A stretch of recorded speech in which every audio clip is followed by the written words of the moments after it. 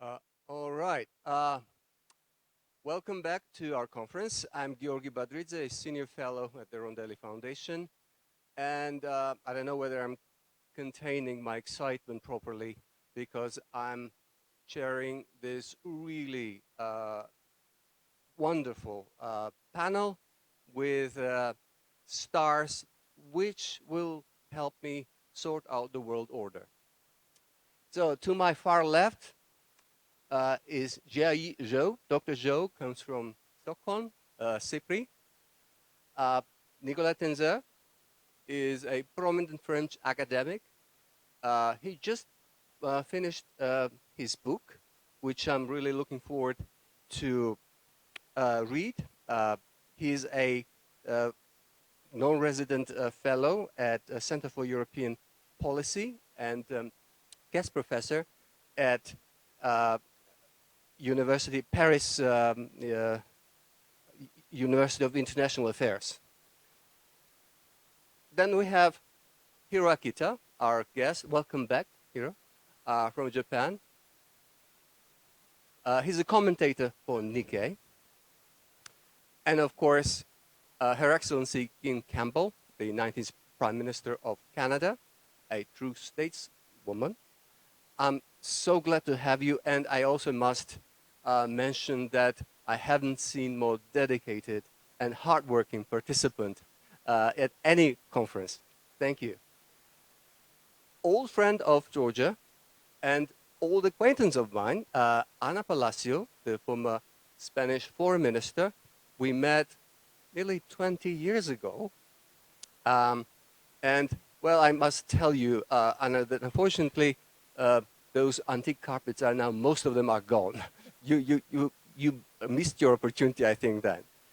And last but not least, great friend of the Rondeli Foundation and eminent academic, Professor Klaus Larres, who is a tenured professor at the University of North Carolina. His title actually sounds and reflects his academic qualities. It's called Krasno Distinguished Professor of History and International Affairs. And Klaus currently is with the Wilson Center, where he, again, tries to make the sense of the world order. So the title of our panel sounds a bit ominous. It mentions the Cold War, it mentions the confrontation. But before letting you speak on your angles, and we discussed what would be the directions that you're taking within 5-7 minutes, my general question would be, do you believe this competition is necessarily headed to a confrontation? In my understanding, the world state system, the order is at stake. That's true. And at least since the World War II, this order, badly or well, was based on some more or less agreed principles. And let's discuss whether these principles are in question now, whether it is China that actually is the threat to those rules-based principles, rules-based order, or something else, whether US-Chinese relations, which actually both have benefited from those relations in the past decades, are necessarily, as I said, a kind of going to break down or turn into violent hostility. So, can I start with the far left? No political connotations, of course. Dr. Zhou, if you please.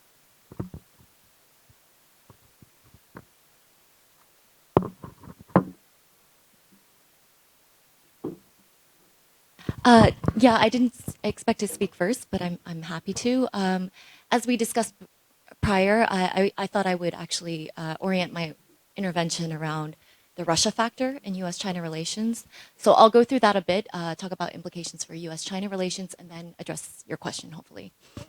I think obviously the Russia factor looms quite large at this conference, and China is a little bit of an outlier. But I think the two are obviously very related. It's very hard often to get the Russia-China relationship right with any kind of precision, because there is obviously a matter of opaqueness to that relationship. There's highly personalistic leaders, authoritarian leaders that have that personalistic relationship. But the orientations, I think, I don't need to belabor in terms of how they have aligned on certain kinds of topics like U.S.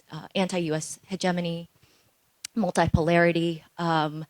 High-level political statements that they've come out with, for example, the No Limits Friendship, and of course, their participation and establishment of different kinds of institutions and organizations like the BRICS and SCO, et cetera. But on top of that, I think what is notable is that the two have a quite singular relationship, at least in China's foreign policy, of a comprehensive strategic partnership of coordination. But the reason why I say it's hard to get the relationship right, I think, is because there are so many different layers. And if you look even into the concept of a comprehensive strategic partnership of coordination, if you start to break those components down, I think if you look at the comprehensiveness, if you look sector by sector, you see that that's not actually there. If you look at investment, Chinese investments into Russia versus, for example, Chinese investments historically, but even now in the US and EU, you can see that that's not very deep. People to people, how comprehensive is that? I would say there's a profound a lack of societal engagement, even on the company levels. Private sector, a lot of Chinese companies are not that interested in the Russian market outside of the natural resource sectors and areas where they can benefit. And they make quite hard-nosed, I think, economic calculations when it comes to the Russian market and even investments there. So that's a little bit less deep. When you talk about strategic partnership, of course, China has a multitude of strategic partnerships that, I don't think that category itself is particularly significant. But this unique element of a comprehensive strategic partnership of coordination, I think this is where I think some of the analysis is, there's wild speculation, there's guessing, but 2 points I would bring up in terms of lack of coordination, and they're not small items either. I would say number one is actually the war in Ukraine itself. There was a lot of speculation in the early days that China and Xi Jinping were informed of what Putin was going to do. I don't think that is the assessment anymore. I think there's good evidence that China at least did not know what precisely Russia was thinking in terms of this war. And then the second one, I think it's maybe a smaller example, but it matters also because it relates to weapons of mass destruction. If you look at the statement that Xi Jinping and Putin put out last year after Xi Jinping's visit in March 2023, there was comment and there was a point there about no nuclear sharing. There was a comment about no stationing of nuclear weapons in their countries. And then I think within a matter of days or weeks, that's when the Russians announced that they were going to deploy tactical nuclear weapons to Belarus. There's different kinds of analysis about this. I've heard one person saying that maybe the Chinese were privy to this information, but I think also the diplomatic fallout and China's involvement and clear statements about nuclear escalation, I think made it clear that was not necessarily the case. So I think there are certain, obviously, benefits to the relationship that they get out of each other.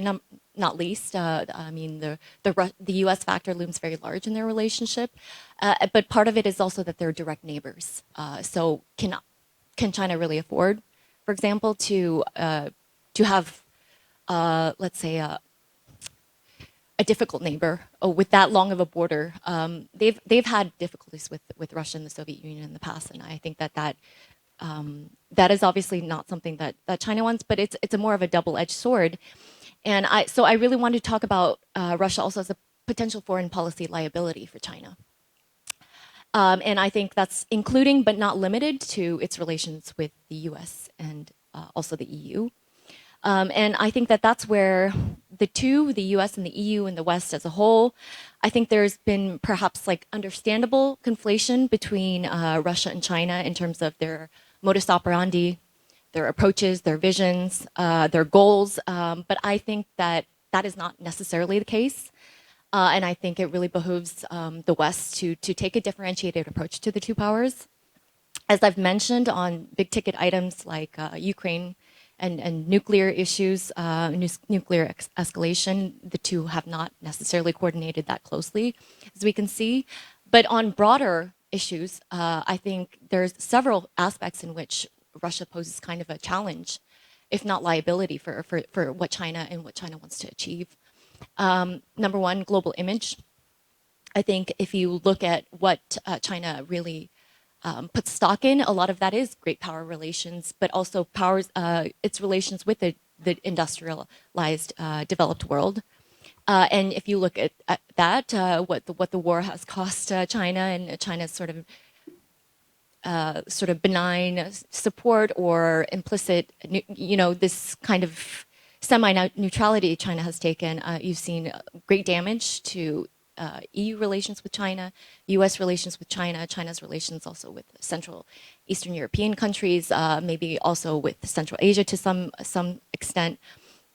If you look at China's interest in economic development, which is, I think, still a foremost priority, Russia has not been particularly helpful. Obviously, the war itself has produced a lot of volatility, markets, disruptions of supply chains. But in general, I think the Russian approach of sort of insecurity, managed insecurity that serves Russia's purposes, that's not necessarily China's in China's interests. Not only in regions, including in Europe, where China has substantial economic interests, but also in Africa, where you see Russian activity and instability causing and exploitation, I think, of insecurity as very different from China's interest in sort of a stable, peaceful economic environment in which they can extract resources or engage in kind of bigger deals that do rely on actually at least a physical security to be there. If you look at China's interest in also in terms of image, but China's credibility, I think that is where I think there is another challenge. I think unique between the two of them, Russia's words matter so much less. I think they do instrumentally use terms and concepts to suit them, things like sovereignty. They will champion it at the UN Security Council, and they will, but in its own neighborhood, apparently sovereignty doesn't matter whatsoever. China's comments on territorial sovereignty, integrity, I think, are more serious. They are more consistent, but China's relationship with Russia puts that into some question. However, I would note, of course, China has not recognized Crimea. It has not recognized Russian annexation of other territories in Ukraine and elsewhere. And I think in terms of China's interest in being a major player, and it is a major player in sort of the global governance conversation, I don't think Russia has much to add there. So I would say this is kind of my general assessment, but I would say also based on some of the evolution in Chinese, I think, thinking, but also a recent trip I made last month to China. I would say that there has been some reassessments, I think, within different layers of the Chinese establishment about what the relationship with China, with Russia might entail. I think there's been growing recognition possibility that Russia poses somewhat of a liability, and you see that the last year's statement in March had no repetition of this no limits phrasing. I think that was obvious. At some point, Chinese, at that time, I think, ambassador to the US, the now removed foreign minister, had said there's no ceiling maybe to the friendship, but there is a floor, and that floor is territorial sovereignty and integrity. And I think certainly when you look at Russia hands within China, the people that know Russia best, I think some of the best analysts that I know, what I see from their assessment is that China has very little to learn from Russia. and Russia has little to offer that's beyond the things I've mentioned. Economically, not much. Governance-wise, what is there to learn from the Russian experience? And Putin, whether or not he's a reliable partner, I think can be certainly questioned. Possibly one area where China has been learning is about Russian assertiveness and diplomatic assertiveness, which I don't think has also served China that well. Okay, but sorry if I'm going on a little bit long, but I think in general, I think this all points to the fact that in terms of U.S. policy and avoiding confrontation and conflict, there is a firm need to differentiate between the two, and I think that is growing. That is the case in U.S. circles increasingly. If you look at the U.S. national security strategy, Russia is a threat to the international order. China has the intent to reshape it. So these two things are at least, even if they're in the same paragraph, I think they are distinct. But I would really highlight, if you look at US-China competition and the areas in which they're competing, things like high tech and critical technology, global governance institutions, development financing, aid in the global south, economics in general, there's no place for Russia in that debate of competition. If you look at the theaters of competition, Indo-Pacific, I don't think that Russia has much to offer there, notwithstanding some joint patrols or military exercises. And I don't think that Russia has the intent and interest really in also being involved. And so I think on top of those kinds of sectors, there's also a different nature of US-China competition. And one of those areas, I think, is the fact that many of the areas in which they are competing, the US and China, have actually positive global spillovers. If you look at global infrastructure, and of course, that's become very politicized and geopoliticized. But at the same time, is it a bad thing that now everybody wants to invest in infrastructure? If you look at climate action and green tech, yes, okay, there's a lot of debate about who's going to lead, who's going to. The IRA is implicitly about reducing also Chinese dominance in clean energy and green tech. Is that a bad thing? Is that not a race to the top? So I would say that I think is a fundamentally different dynamic, and it has fundamentally different implications for the rest of the world. In terms of confrontation, both sides have come out with statements saying they don't want a Cold War and they don't want a hot war. And I think the recent reestablishment of military to military contacts, I think, is another indication that they're taking that seriously. And I would just note that just a decade ago, obviously there's been massive changes since a decade ago, but just a decade ago, there were very well-developed and constructive military to military contacts between the US and China. So I think it's finally the last point, which is about the global order, which you've been mentioning. And this is more of a personal, let's say, reflection on the past 2 days of conversations. I have, well, let's say there are different terms that have been thrown out, liberal international order, rules-based order, things like that. But I think one thing I could not even count on one hand the amount of times that has been mentioned is the UN. So we keep talking about international order, but the UN was not mentioned once. Multilateralism in terms of that, are we really talking about multilateralism on a global level? Or are we talking about sort of the Euro-Atlantic or transatlantic or Europe in general? So I think there's an important distinction between liberal international order and Western-led order. And I think those are not necessarily synonymous, as we've talked about. I mean, there are some contradictions in Western policies also related to democracy and human rights. And I think certainly that's something that's been resonating also with the rest of the world. And I think to the extent that there are gaps between rhetoric and action, for example, on things like Middle Eastern policy, Israel, Hamas, and Gaza,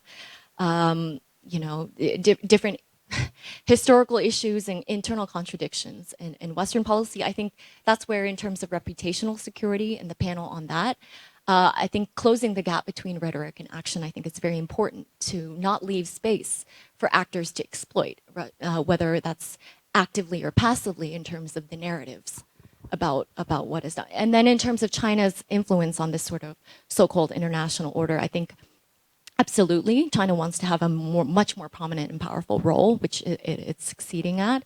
But if you talk about the order, it is, and what alternative it is, honestly, a lot of it is going through established channels. The UN, notwithstanding, China is very invested in at least the framework of the SDGs, of the G20. You know, there's many, I think, different elements in which China is engaged in the order as it is. So I think it's a question also of the power dynamics within it, but the order itself, I think, is not as much at per se threat from China as it is from Russia. So I would stop there. Sorry if I went on. Thank you very much. Jay touched upon a very important aspect of the prospects for the world order and Chinese, U.S. and relations and its global position, Russia, very important. And before we move to other angles like the Pacific and the European one, can I ask Her Excellency, who's been a practitioner of top-level international politics, whether she sees the future of the world order as the one, as a kind of bipolar, new bipolar confrontation between the U.S. and China. Maybe it is the new future where these two could cooperate, because I think we agree that the purely Western-dominated world order is probably a thing of the past, and whether you agree that Russia doesn't really fit as one of the pillars of the future world order. My impression is that unlike China, Russia is more interested in breaking down the existing system, and every talk about the multipolar world usually means it's a kind of code word for spheres of influence. Well, you flatter me to suggest that I could actually answer that question. It's a profound and difficult one. Let me just make a couple of observations. I think Russia is a pillar of the world disorder. And I think Jiayi is quite right that China doesn't show any signs of wanting to undermine. Let me just identify a couple of factors that create some doubts and concerns. And I have no expertise to opine as to what China would do. But as a Canadian, I can tell you that at the moment there is an inquiry in Canada looking at Chinese intervention in our recent national election. So we have a large Chinese population in Canada. And one of the interesting things about China is that it tends to regard Chinese, whether they're in China or elsewhere, as legitimate objects for Chinese control, and the importance of Chinese showing loyalty to China. Now we have a large Chinese diaspora in Canada that is quite separated from the People's Republic of China, but Chinese students are pressured to do whatever the government wants. So that sense of China seeing its interest and its rights to control going far beyond its borders, and particularly its expectations of what Chinese will do around the world, does create a question mark. You know, what is the intention? I live in Italy, and right near where I live in Florence is a town called Prato, which is a Chinese community. There are many factories and businesses that have been bought up by China, but not only bought up, but where workforces have been brought in from China. And what it does allow is Chinese to manufacture garments and other things and put the Made in Italy tag on them. So we know that there is a kind of a commercial imperialism by China around the world in other countries that is designed, well, I'm not sure all of the motivations. One, certainly to provide employment for a large workforce. And China now suffers from large youth unemployment. But these are factors which lead us to wonder, what is the motivation? I think one of the big concerns that the United States has is China's military growth in the South China Sea. And there are people here who can talk about this with greater expertise than I have. But the things that concern me are the imminent population drop-off in China. And the one-child policy has turned out to create this now imminent development where the Chinese population may drop by 500 million people over the next few decades. And China is very concerned about that. And you would think on the one hand, well, fewer people, easier to manage, less pressure on resources. But the actual demographic impact in terms of labor force and economic development is very complicated and worrisome. At the moment, there's large youth unemployment in China. So these are factors that lead us to say, what is the motivation? So the other thing I would say is that, the one China policy was adopted before the opening up of China economically. And once China really opened up economically, I think there was a lot of hope that similar norms and values that govern business and the rationality of manufacturing and trade and all of these things would create some similar values and would really be the best insurance for a long-term good relationship between the United States and China, or the United States and all the countries that it represents. But we just really don't know now. And the one China policy and its implications for Taiwan are worrisome. And, you on the one hand, you could say, what would it ever serve China? Why do they even care? But perhaps they have a deep motivation for wanting to control Taiwan. Is it because they don't want democracy so close to them, and as Russia doesn't want a democratic Ukraine? It's very difficult. So there are others here who can speak in a more informed way about the motivations of China. But I see a lot of factors out there that create puzzlement. When China wants to interfere in the Canadian elections, you think, why is that? Is it simply to get some reputational security by having people in the Parliament of Canada who might speak favorably about China or be open to its position on international issues? Or is there a different motivation? So I think China's behavior creates a lot of questions. And, it reminds me of the old days when I was a Soviet specialist and we were always reading the entrails. And with China, it is still sufficiently closed and still sufficiently enigmatic that we are kind of reading entrails. And anyway, there are people on this panel more equipped to read the entrails than I am. But my hope is that we are not going to see a breakdown of the world order, because I think the bottom line is that the Chinese regime has seemed to be relatively pragmatic. But I'm old enough to, have studied about China in the days of Mao Zedong, and, where the expectation was that the West and capitalist countries were China's enemies and were out to get it. That's not the case now. What we're out to get is the benefit of trade and economic relationships with them.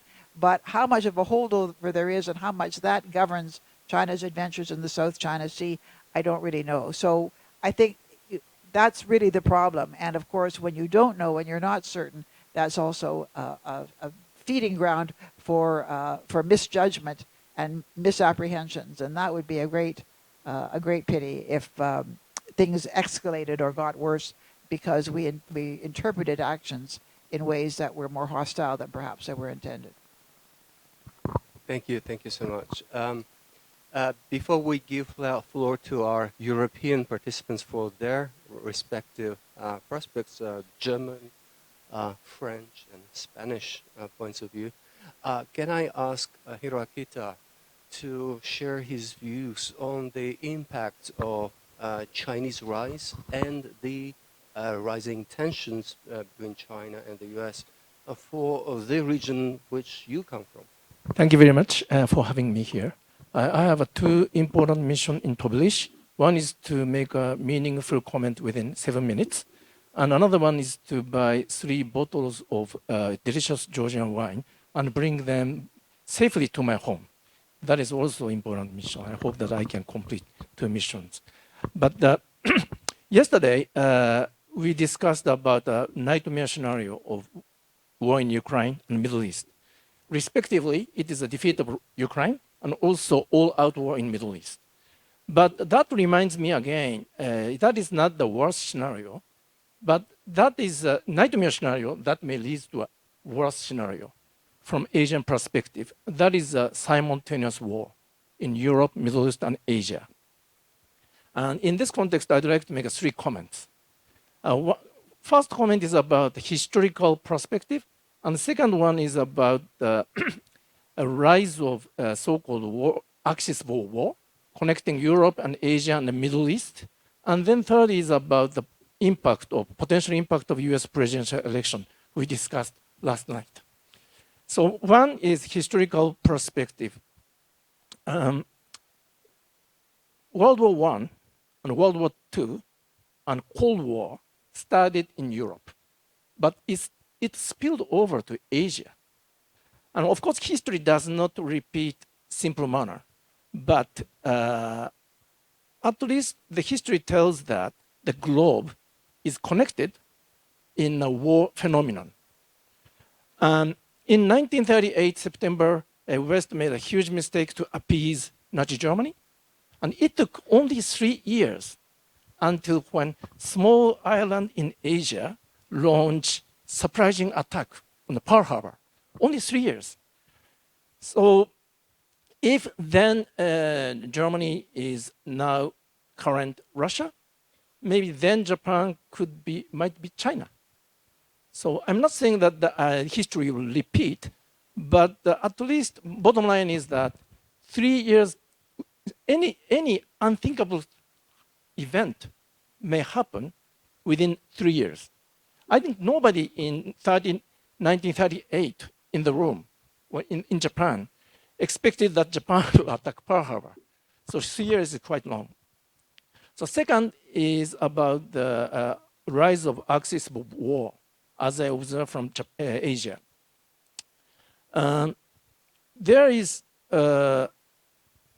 cooperation between Russia and China and North Korea. One example, recent example is that North Korea provided at least several millions of artillery shells to Russia, according to South Korean intelligence. And then in return, it is not one-way cooperation, one-way street cooperation. So in return, it is analyzed that Russia is providing significant military assistance to enhance North Korean nuclear missile capability. That is very, very destabilizing in the region.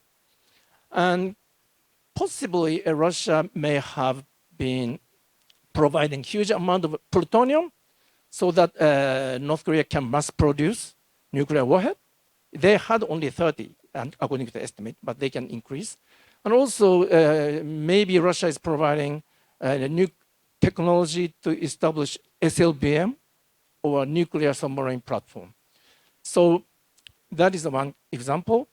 And then as a evidence or indication of this cooperation, since January, North Korea suddenly started to step up its military provocation and also started to issue the rhetoric that suggests war. It's very, very disturbing. But the more important problem is how the war in Ukraine and Middle East are affecting China's calculation, as we discussed. I was in Manila, Philippines, last week, South China Sea, and obviously China is expanding military, operation or military provocation in South China Sea. But according to Philippine officials, people, East Asian countries are not willing to reveal or disclose those activities because they don't want to provoke China politically. But there is a military expansion. And also, from the China's perspective, it is, war in Ukraine and Middle East are at least widening windows of opportunity for China to act militarily in Taiwan Strait or South China Sea. Of course, China will decide whether they will invade Taiwan or they will act in South China Sea by its own calendar, but at least they are helping Russia diplomatically, politically, economically, with the calculation that it is beneficial for China strategically, because China is fully aware that U.S. now can only fight one major war. U.S. abandoned a two-front war military posture in 1913. So that is China. And so lastly, what does this mean? What will be the impact of U.S. presidential election on this in this context? If Mr. Trump gets re-elected, if maybe he is likely to adopt a reconciliatory approach to Russia. If that happens, maybe we can assume that the world, there's a risk that the world will slide to the similar era or equivalent to 1938 to 1941. There's a risk. So only American voters can, make a decision on this matter. But at least if there were to be a war or conflict in Asia, that will also heavily affect not only in Asian region, but also in Ukraine. Because US or allies cannot deal with that major war simultaneously. So my last comment is that at least US allies, including Japan, and also like-minded country, have to prepare the worst scenario. That is, the beginning of the Third World War. Thank you. Thank you, Hiro. Actually, historical analogies are often dangerous and not always accurate, but I must confess that I've been trying to use the 1930s and World War II analogies in 2008 as the Georgian ambassador when I was trying to warn our partners that if Russia feels that it can afford to successfully basically take territory from Georgia or even part of it, that this will simply inspire, provoke its further action. Actually, I've been saying it very directly that the next action will be closer to your borders, and sadly this is the case. And also, I cannot help but think that if Russia is not defeated in Ukraine, this will and has already inspired so many destructive forces around the world. What we're seeing, all those flashpoints popping up in many places, not just the Middle East, by the way. Some people, we're not paying enough attention to Africa, where that little coup takes place with Wagner and others. Well, Venezuela claiming other countries' territory, this and that. So we probably haven't really given enough thought to the prospect of Russia not just winning, not defeated in Ukraine. What a catastrophe it would transpire. Nicola, if you could.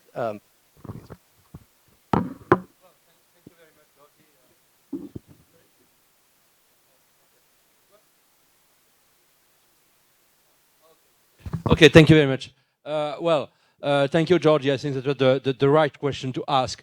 And the true question is, when turning to China, have we learned the lessons that maybe we learned at the heaviest price in Ukraine? I will just emphasize on 3 points. The first point is, just take an hypothesis. Tomorrow, you have People's Republic of China invading Taiwan, taking also some islands in the South China Sea, threatening military some US, UK, Japanese vessels also in the sea, and basically suppressing the freedom of navigations, in part of the seas, of course, Stretch of Taiwan, but also the South China Sea. What will we do, or what will we be able to do? When Russia waged the all-out war against Ukraine, well, we put in place a lot of sanctions, certainly not enough right now, but still some heavy sanctions. And we are able, at least in the EU and the US, etc., to get rid, or at least partially, of our dependency from Russian gas and oil. Not totally, unfortunately. There is still work to do on that, but still, I mean, we managed to impose some sanctions on Russia. Even if we are weak, you know, in the fight against the Convention of Sanctions, on secondary sanctions, etc., but still, what would be the hypothesis for China? Could we have the same policy? Could we cut our dependency? And when I say our dependency, it's both US dependency, but also EU dependency and Europe as a whole dependency vis-à-vis China imports. I'm not talking about fashion, of course, but I am talking about semiconductors, about very, rare earths, etc., etc. And then the question is obviously no. So we wouldn't be able to impose the kind of sanctions to China that we impose to Russia. And basically, it's not a de-risking policy, it's not a decoupling policy, it's a no policy. And I think we have to be very serious about that.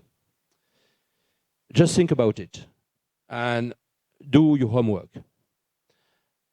Second thing, just to be brief, is about the very nature of Chinese regime. I describe Russian regime as a totalitarian regime, which it is, and as a regime that intends to destroy not only the so-called rule-based order, but basically the democracy in themselves and the democratic principles. And also, at the end of the day, to destroy the countries themselves physically, as they did in Ukraine. Because you have a genocidal war in Ukraine, you had before a genocidal war in Chechnya, you had as well in Syria, and I quite often recall that Russia itself, and alone, without talking about Assad regime in Iran, killed more civilians in Syria than even ISIS did. And actually, if we consider all the war waged by Russia, they killed more civilians than ISIS, Al-Qaeda, and Hamas combined. That's just the fact. Having said that, what about China? And some people say, well, Russia wants basically to suppress the world world order, to turn it completely apart, to destroy it, but China, no. China wants to preserve the world order. And just to attract it to, basically, to its own profit. And I think it's less and less true. That there is a true will of destructions as well by China. And that's all the hesitation that we had in the assignment when I was traveling to Japan, South Korea, Hong Kong, still free at that time, at the beginning of the 2010s. And we had the people saying, well, basically, what's the purpose of China? Is it a regional purpose, or is it basically to check up the world order? At that time, there was some hesitation about the right assessment. No, it's clear. They want to destroy the world order, but they want also to destroy the democracies inside. Just say two examples. How China, and more specifically the unit which is called United Front, you know, in the Communist Party, is trying to also to deal with all the Chinese mafia, to export drugs to the US and kill young people in the US. And you have a lot, and there was a very interesting documentary recently made by my friend Antoine Wittgen about that, about the Chinese mafia, working for the Chinese Communist Party to destroy the young people by drugs. The other example is TikTok, which are also very well documented. TikTok used also by the Chinese government also to create more harassment in the young people, temptation to suicide, and you have a lot of attempt to destroy the democracies from within. And of course, the main difference between Xi Jinping and his predecessors Hu Jintao, Jiang Zemin, is that you have an ideological project in China. Third point, very quickly, what can we do? First of all, we have to take China seriously. Is it acceptable that many countries in the West still accept the funding from China in their universities or think tanks? Just an example. We have to suppress them. When you had the digital acts, in the EU, and I wrote a piece 2 years ago about that, we were very serious in the EU on the what we call the GAFAM, the American big techs. But what about the Chinese one? We did nothing against not only TikTok, Alibaba, and others. Huawei. You are still, YL, still very present and very imposing, its own standards in many European countries. What could we do? There was an idea pushed forward by President Biden and also supported by President Ursula von der Leyen, which is the project of Build Back Better World. That was B3W. Which was basically to have a huge, with the US, with Canada, with Japan, with Europe, to counter all the investment made by China in developing countries, Africa, but also middle-income countries, also Latin America, etc., and to have our own project to counter the Chinese ones. It was stillborn, I think, very unfortunately. So we have also to be very serious about who to counter with our own investment the Chinese grip on many parts of the world. Thank you very much. Thank you, Nicola. Actually, Klaus, we agreed that you would give us the German angle. But you come from the Kissinger China Center currently.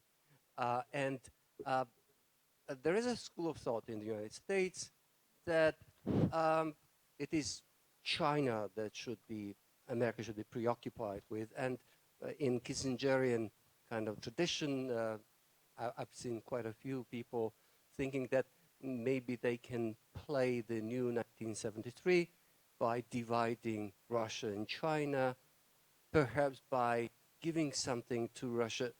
Do you see that actually a more or less influential idea in the US? Is it a more or less viable idea? Number one. And number two, whether Kissinger could actually still be relevant to our day. Well, thank you. And those who don't know, Klaus is an author of a book. He's been studying and then thinking on Kissinger. He's a big Kissinger expert in many ways. But not a fan, thank you. No, not a disciple. Like myself, I have... Yeah. Well, thanks very much. I'm in the happy position, speaking not right at the beginning, that I can disagree with my predecessors, at least to some extent.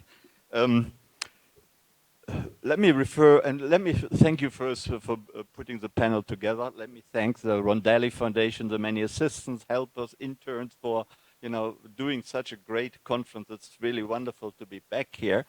The subtitle, towards towards a US-China Cold War.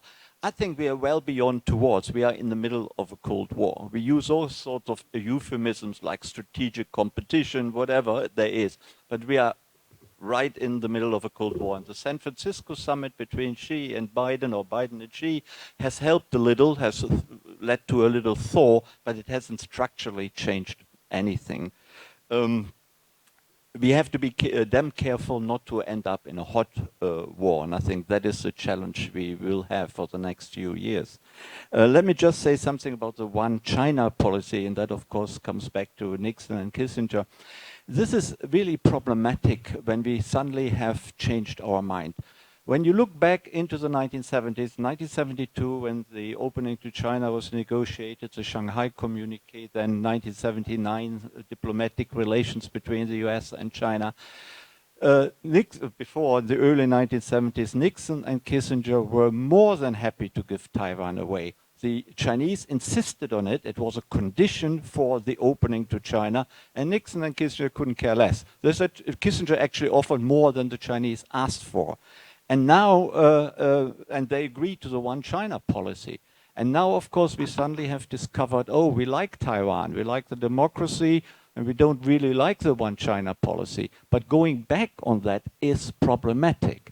And, you know, we cannot blame the Chinese for insisting on what was agreed many decades ago. That we don't agree how they, you know, intimidate Taiwan either is clear. But this is a very problematic area where no one is totally in the right, neither the West nor the Chinese.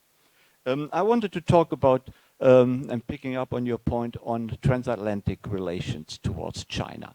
And I want to make really 3 points here.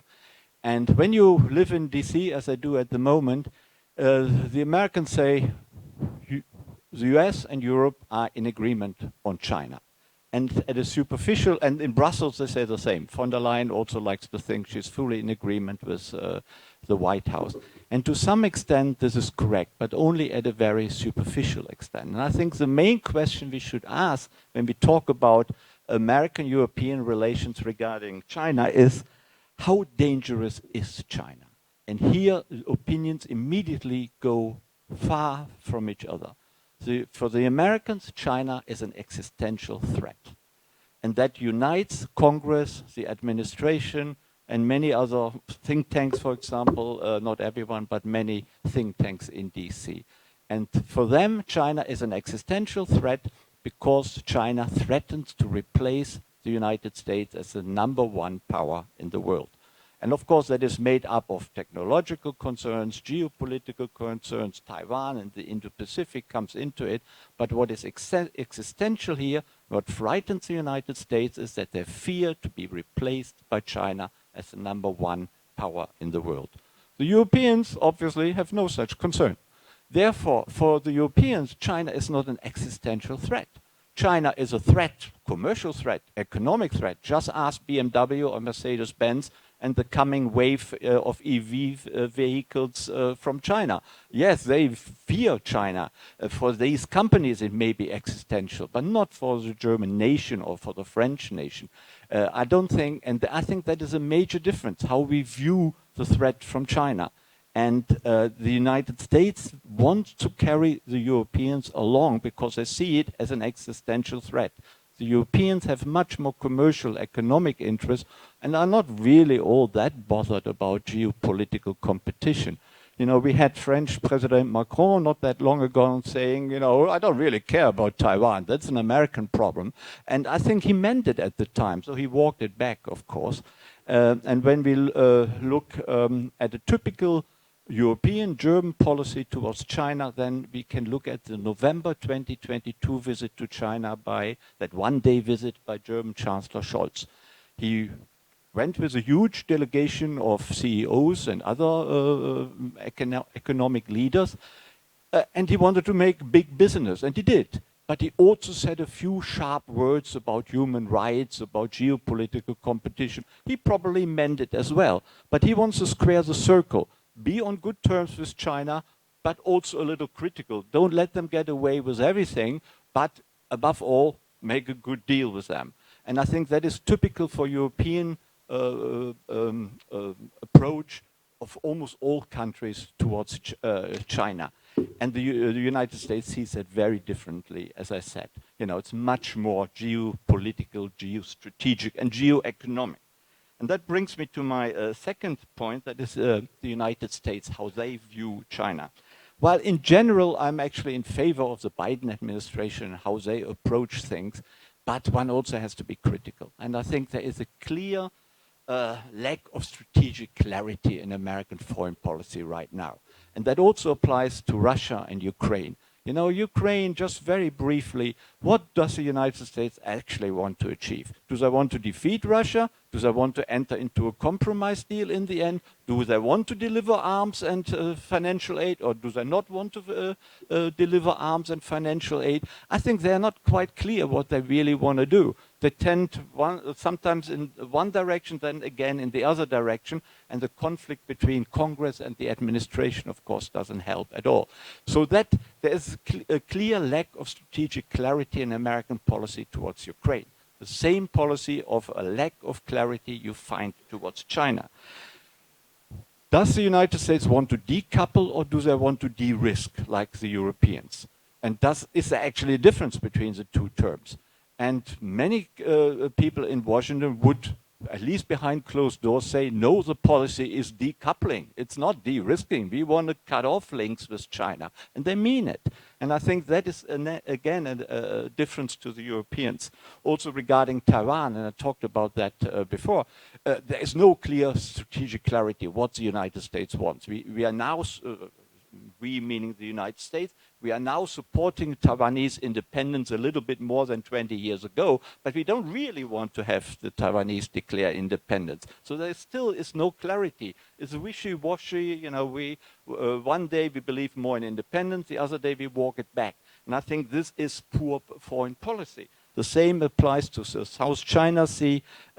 Also, would the United States support the Philippines if there was a serious clash between China and Philippine fisher boats? We don't really know. And also, and I think that is most importantly where I would criticize the United States. What is the ultimate objective? I think it is clear the United States wants to contain China and the rise of China as long as they possibly can. But that will not work forever, even if it works for 10 or 20 years, which I doubt. But even if it does, what afterwards? How are we going to live with China?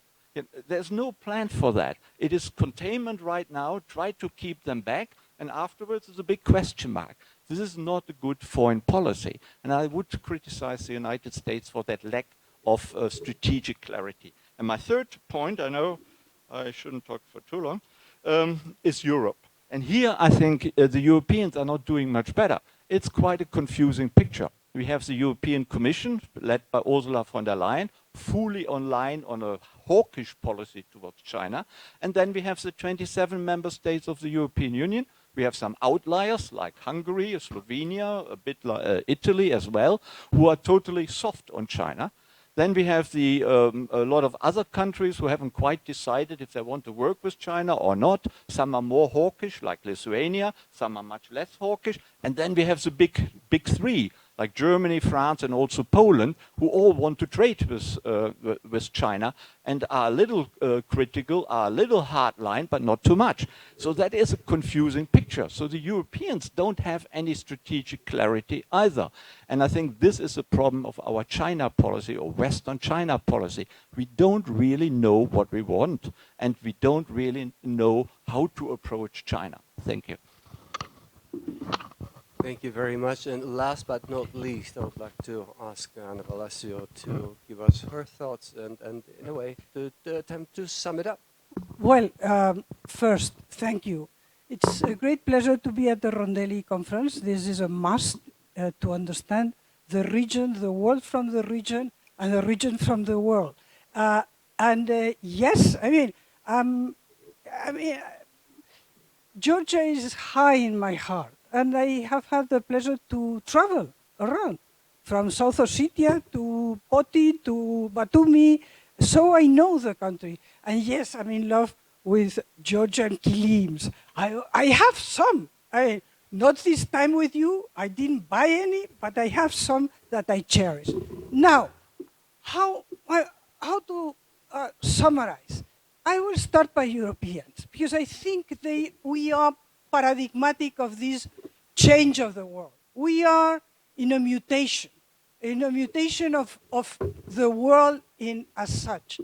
And in order to understand that, just one sentence about where we come from. We come from, and this is why history is unavoidable, we have to refer to World War II and the system that we established after World War II. And if you allow me, I will refer to the Atlantic Charter. This is 41, this is in the middle of the war, and this is where this declaration of the Atlantic Charter, if you haven't read it, it's beautiful, and it's the world until today. And what does this Atlantic Charter says? That there is this idea of what world do we want after the war. And it's an ambitious world when the Allies were not willing. I mean, the war was not that clear in 41, the outcome. And what it says is that people from vanquished and vanquished, everybody around the world should be free, important, from fear, important, and want. And there we have the paradigm that has dominated the Bretton Woods Conference, the San Francisco Conference, and all the architecture that we are discussing here today. The weakness of this architecture and the challenges to this architecture. Why? Because in the end, the basis of this paradigm has been freedom.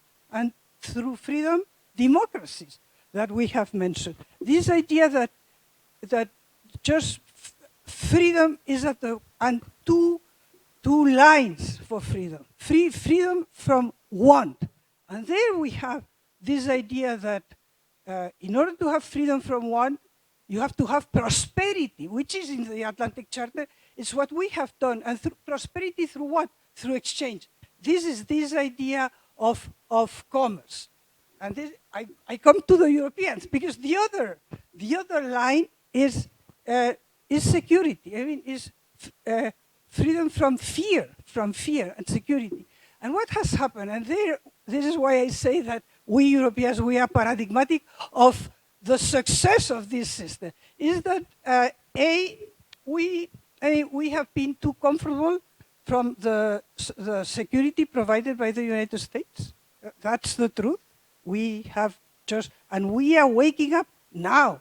But you say about China, I mean, honestly, the threat from Russia is perceived in the East, in the Central European countries, and in the Baltics. Go to Spain, or go to Italy, or even go to France.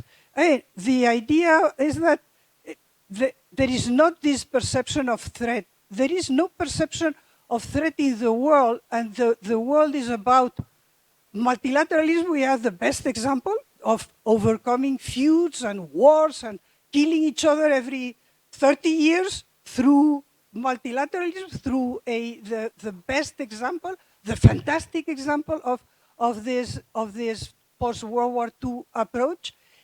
But we have this trade approach to the world, two exceptions and just partial exceptions, France and Great Britain, but partial exceptions. They are going the same way, Europeans. And where we are now? Well, I think that what has happened is that the paradigm today, and this we have to accept, is not any longer about freedom. It's about security. You go in the world in general, what people want, and this we could discuss why and why there's response to changes in demographics, in sociological composition of just much more in the world. I'm speaking not in the West or in liberal but in the world, just consolidating middle classes that just what they want is security. And this you go from El Salvador to wherever you want. And that's not freedom. Freedom was the quest of the second half of the 20th century. So today what we have is what actors are in this context? Well, we have Russia. We all agree that Russia is the disruptor. European Union, because we are by law, with law, that we are the best example of this post-World War II effort, we are standard bearers with all our contradictions, but we are there. Just China. Honestly, China is a smooth operator. China has benefited. We have been turning around 2002, China getting into WTO, and how China has disrupted from inside the rules of the WTO. The day before yesterday, the ministerial conference in Dubai of WTO closed with nothing, because China cannot just stand by the privileges of being a developing country, and this is where we are. So this system, where China came in, with Zhou saying in 2005, Bob Zoellick, those days he was Deputy Secretary of State. China has to become a conscious or a stakeholder, a conscious stakeholder, and take its burden. No, China is the smooth operator. And then we have the United States. Honestly, the United States is the ambivalent creator, because the United States is behind all this, but you are right. You are right in the contradictions of the United States, and what is more concerning for all of us in the world that cherish freedom, that cherish democracy, is that the United States has a big social problem. A big social problem that when the United States projects itself, we cannot forget that the United States is a weakened society, is a divided society. So with this, where I will go to the potential reforms we have, and on the vision of Africa, on the vision, and it has been mentioned, and it's true, we tend to forget the presence of Russia in Africa, but Russia is the disruptor. I think that today China is trying to empty this system from the values, from the principles, and to put in their other values. Let me just mention one: harmony. Harmony is about collective. Harmony is not about freedom, it's about the individual. Harmony is about the security, it's about the collective. And this is the simplest, and we are accepting harmony in all our multilateral system because we don't realize the same way that we didn't realize in 71 when Kissinger was negotiating. Well, we are where we are, but we have the rest of the world. I'm not that pessimistic as many Europeans that the rest of the world is opposed to the liberal, is opposed to the, no, they are sitting on the fence. We ourselves, we are sitting on the fence, meaning we Europeans, we are trying to sit on the fence. We need to strengthen ourselves. We need a United States that comes out of the woods, which honestly with the November elections is a question mark.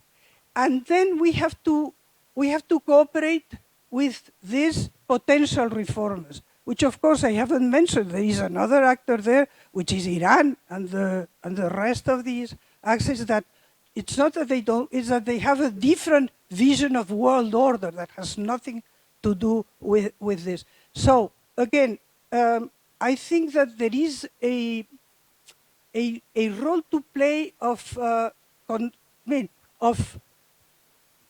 making an effort together to understand that our first problem is with ourselves. We Europeans to realize that the world is not what it used to be. Americans to realize that they have a divided, I mean, with all respect, and I'm an Atlanticist, and then to realize that we have the Turkeys, the Brazils, the Indias there, and that our opportunity is to reach an agreement to reform this multilateral system. Thank you very much. I will take the privilege of asking the first question, and this is directed first to our European participants. My question is whether, in your opinion, Europe is prepared for the presidency and the implications of US-China relations of that presidency as it looks now. I'm not saying necessarily Trump is going to carry through all his intentions that have been declared vis-a-vis China, but is Europe going to do something if the confrontation actually heightens? How European collective interest will be affected? Can anyone possibly be prepared for Trump? I don't think so. You know, it will be such a disaster compared to his first term. We will say the first term was wonderful. It will be absolute chaos, will be terrible. And I think the Europeans are not prepared. No one could possibly be prepared. There are contingency plans being put in place right now. But I think because no one knows what really is going to be expected. Will he leave NATO? Will he not leave NATO? Will he cut funding from Ukraine? Or will he enter a deal with Putin? Will he cozy up to Xi Jinping as he did in his first term with a North Korean leader? Or will he embark on almost a war with Xi Jinping? Because it's all so unpredictable. And we also don't know the people who will be in his cabinet, which may partially, as I'm thinking of the Duke graduate Stephen Miller, who is even more extreme than Trump himself. So we, there's so many unpredictable factors. It's very difficult to be prepared. So I would say probably not. Well, obviously we are not yet prepared, if Trump comes to power, but we are not prepared. I mean, especially when it comes to the more urgent matter, which is basically Russian war against Ukraine. And I mean, that's my concern, because I will say that if we are not ready, if we are not willing, if we are not able, but that's mostly a question of willingness, basically to defeat Russia, fully defeat, radically defeat, completely defeat Russia, in Ukraine, then everything could happen.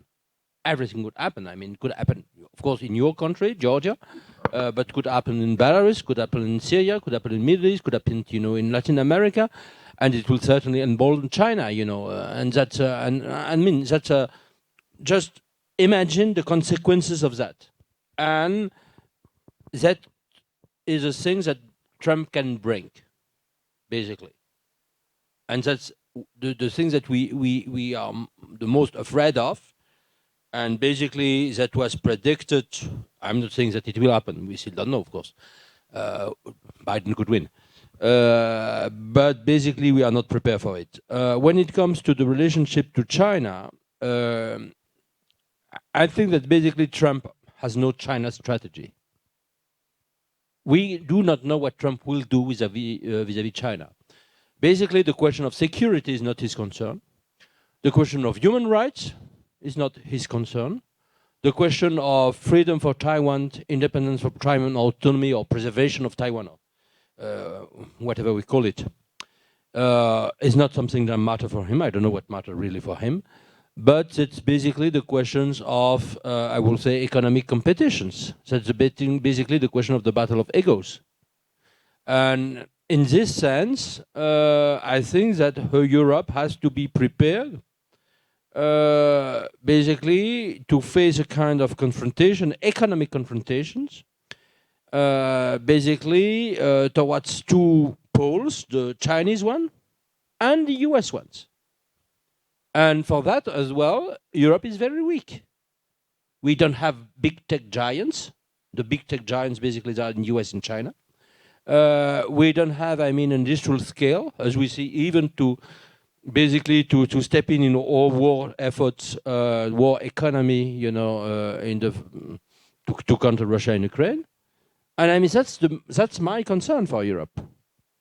And of course, there is the security threats that won't come for the US, but that would come from the abandonment, full abandonment from the US. But that we have to be prepared to since a very long time. I'm going to say something that I can say because I'm not running for anything and I'm or to combat. But I think it's important to remember when we're trying to anticipate what Trump did, that Trump is deeply and profoundly corrupt. He is probably bought and sold by the Russians. And if you recall, in his first administration, Ivanka Trump went to China and got some wonderful copyright or patent rights for her business. And I think that from China's perspective, they're very clever, and the control of Trump offer him business opportunities. Trump, for him, politics, the office of the presidency is rentable. It's for being profit. And that's a dynamic that I think we are so unused to seeing. We're used to seeing people benefiting when they're out of office from, positions and getting money. But Trump was right out there in the middle. So he has two concerns: to stay out of jail and make money. And the Chinese are very clever, and I think they will figure out how to play him. May I? Yes. May I? I have published, and my position on Trump is very clear, and I would, I would agree with all that has been said. Having said that, the first thing about Trump is that he makes being unpredictable is one of his, unpredictability is one of his main characters, which I want to put some silver lining of a bit of not this doom and gloom, which frankly I share. And I think that we have to understand that Trump cannot run again. One, and it's true, I fully agree with Kim Campbell, he's profoundly corrupt. He may. No, I don't, honestly.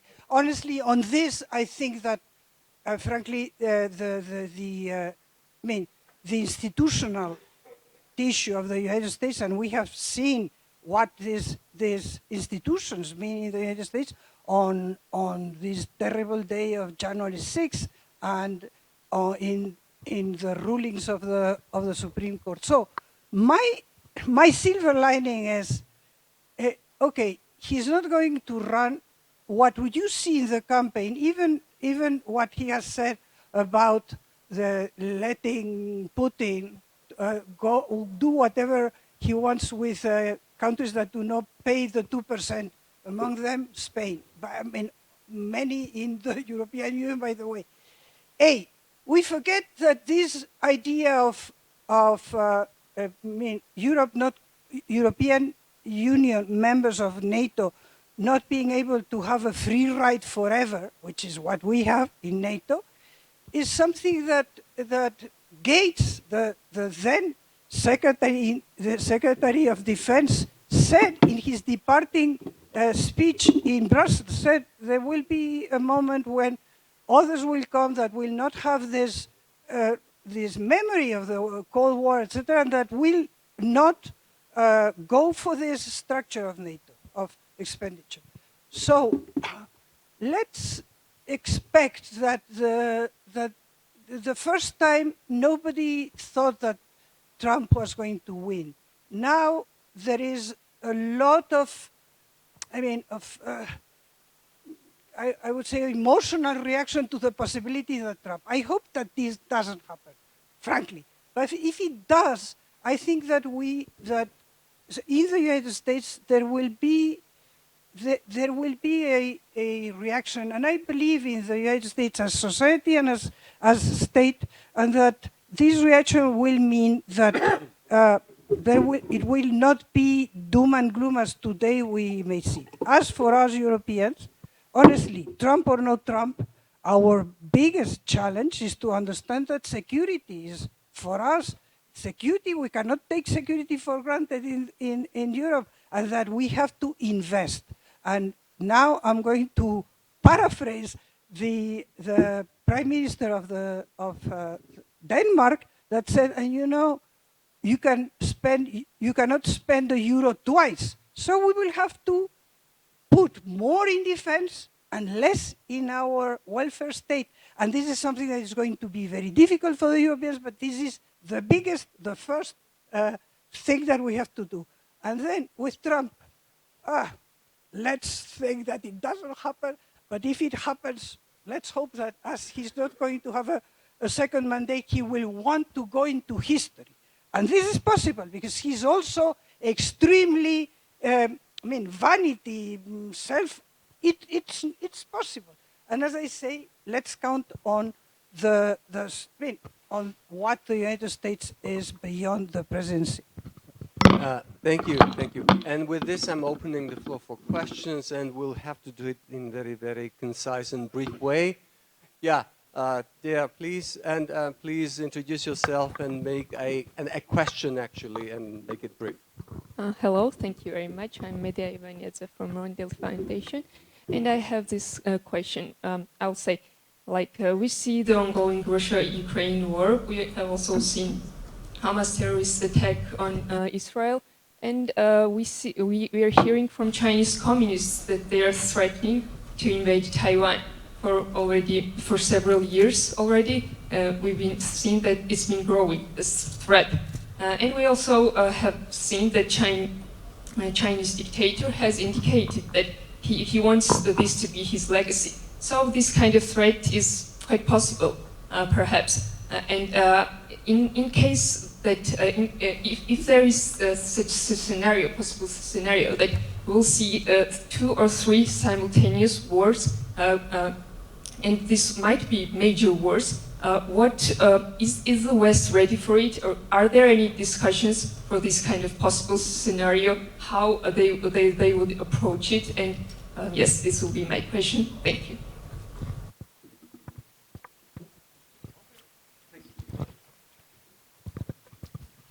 Thank you very much. Thank you very much for a great question. And so again, there is a risk of a simultaneous major war. And in that context, I'd like to make 2 comments. One, before Russian invasion of Ukraine, Europe could focus on Europe, and Asia or US allies could focus on China, Asia. But now it is connected because China is supporting Russian aggression, not militarily, but politically and economically. In return, Russia potentially may help China militarily, not necessarily intervening directly, but militarily by disrupting by conducting disruptive military operation at the event of the Taiwan contingency. So this China-Russian axis poses existential threat both to Europe and Asia, or Japan. So secondly, that leads to a second comment. So we have to deal with Ukraine and Taiwan and possibly Middle East simultaneously, because it interact each other. There's a connectivity of the war. It is very important. And if Mr. Trump gets re-elected, their middle power, U.S. allies and also NATO countries should at least endure 4 years. Or maybe Mr. Trump wants to stay another 4 years, maybe 8 years. But we have to endure Trump era to not to trigger at least simultaneous war, which means U.S. allies and like-minded countries have to drastically increase the defense budget and also collaborate each other to enhance horizontal security cooperation. That cannot stop, but that can complicate calculation of China. Yeah, complication is important. China can never invade Taiwan unless they are 120% confidence. We cannot lower this confidence to a 0%, but if we can lower this confidence to a 99%, we can avoid. Yeah. Can I just add to that?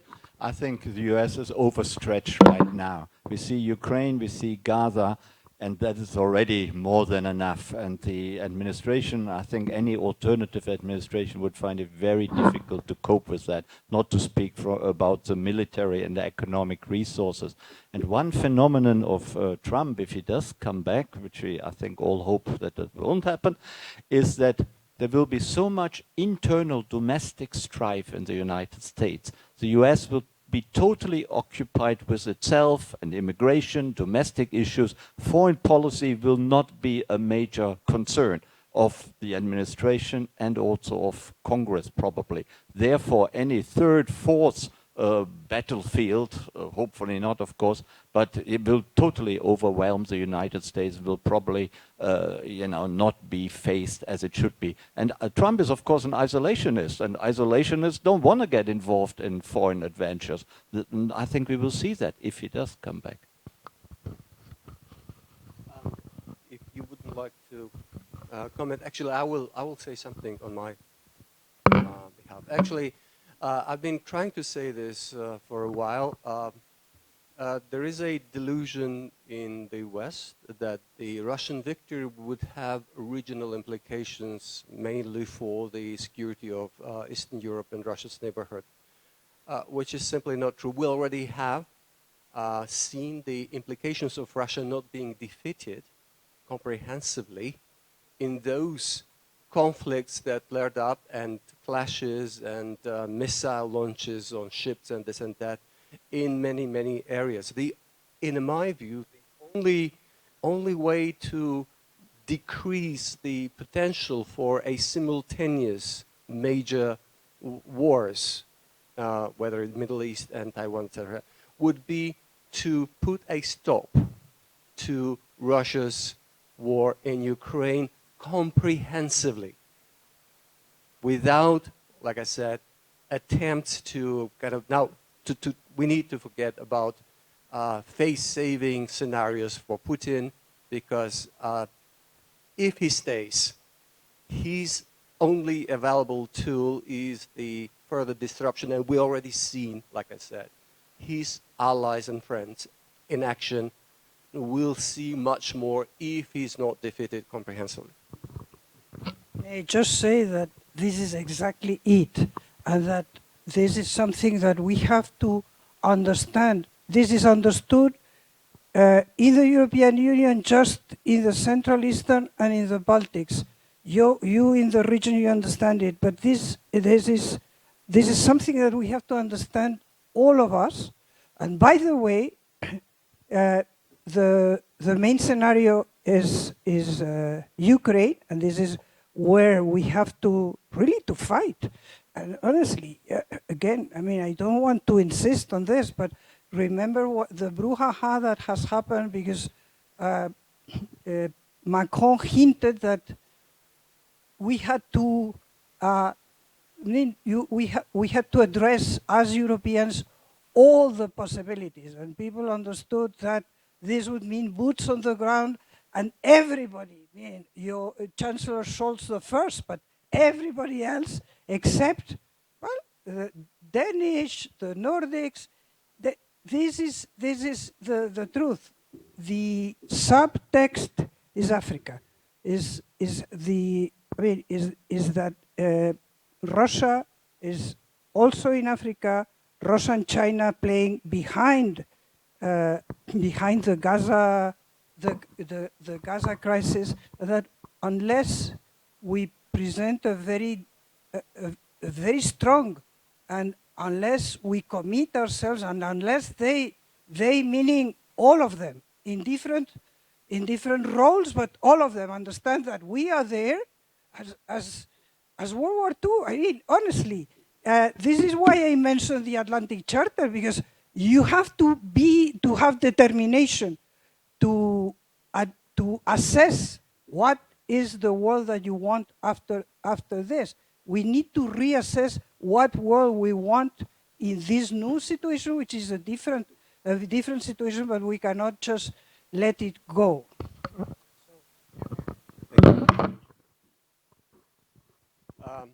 Yes, please.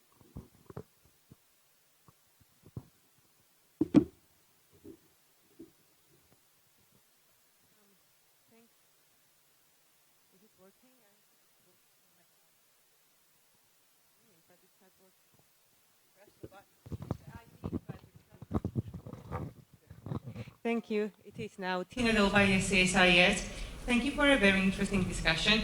My question is more Russia-centered, but it's still connected to the topic. So everyone in DC is talking about the fact that there should be like a Cold War era new containment approach when it comes to Russia, but always this new containment approach should account to the new geopolitical realities, including the fact that the US may be focused more on China in the longer term than on Russia. What do you think should a new containment approach look like, and how should it take into account a reinvigorated US-Russian-Chinese cooperation? Obviously, if US decides to adopt this approach in the longer term. Thank you. Briefly, if I understood you correctly, I actually don't think that a containment approach towards China makes a lot of sense. I mean, containment can only delay Chinese development so long. And then, what do we do then? You know, we are talking about, let's say, semiconductors and the chip industry. I'm sure we can delay it by a little bit by imposing ever more export controls and so on. Then the Chinese will put more energy into their own chip development, and eventually, maybe after a delay of a few years, they will still develop what we want them not to develop. So that is really no sensible policy. It's a policy of delay, and once that delay has been fulfilled, or has the Chinese have been capable enough to do that, what then? You know. And I think this is not a real sensible policy. We need much more strategic clarity that the administration right now, any future administration, knows what they actually want to achieve. Containment is only temporary, delays things, but it's no solution for anything. Therefore, I think containment doesn't really make sense, but it does certainly antagonize the other side even more so than probably necessary. Yes, maybe to answer very quickly your questions. I think also that it's not exactly about containment, and I think we have to make the distinction between two different things. The first thing is about, what we call, our dependency towards China, in, of course, microchips, semiconductors, etc., and also the competition in third countries, namely, I mean, the developing countries. In that realm, I think that we could do many, many things. We can basically also in the EU, we can forge basically a new industry. We have the means to do so, but we must have, an industrial project at the EU scale. And that, I mean, one of the key questions, we have to address that. And I think that there is still this consciousness now because of the war, in Ukraine, and we understand that we have to create for the weapons an industrial basis for that. I'm not saying that we will do, but I think there is at least this understanding, but we have to do that also when it comes to China. And then we have, of course, certainly, we are also in a kind of competition in the third countries, developing countries, also for, I will say, the principles of good development or good governance. For instance, when you have, China in Africa, and when you have China, also maybe in Georgia, when you have China, in the Caucasus, when you have China, in also the Central Asia, you have bad development. You have more corruptions. You have more dependencies. You have more destructions of the soils. You have more, environment unfriendly investment, etc., etc. And we have also to confront China on that. That's part of the game. The second game is, of course, the question of security. And the question of security, we have, first of all, to be less dependent in China if we want to be serious on security. We have to take strong measures of protection of China, of Taiwan, of some island in South China Sea, of the Philippines, of Japan, of South Korea, and we have to create all the means to deter China. With also this one thing in mind, that will be my last point, that I said that both China and Russia right now want to destroy the world-based orders. There is, I mean, this intention, but Russia is ready to sacrifice itself for that. Putin is ready to destroy Russia just because of its own will of power. I am not sure that Xi Jinping would do that. Certainly, Xi Jinping wants to preserve China. Yeah, I think there is a 3 level of the coalition in order to contain China. One is, highest level is a shared value coalition. And second level is a shared norms and rule. And third one is shared interest. And I think shared value approach, which means the coalition of democracy, does not work very well because we cannot incorporate country like Vietnam or South, or in Asia, maybe Thailand or country like, for example, Brunei. They are not a democracy, but we needed to incorporate those countries. So what we should adopt is not persist with shared value, unfortunately, but persist on a shared norms and rule-based approach in order to make a broader coalition to encircle China. Excuse me? Okay. So do you think that the U.S. know that how many years U.S. has to contain Soviet Union? I'm sure that at the end, even in 1980s, U.S. didn't know, but the U.S. kept containing, and suddenly it collapsed. So I don't know. Nobody knows an answer. Well,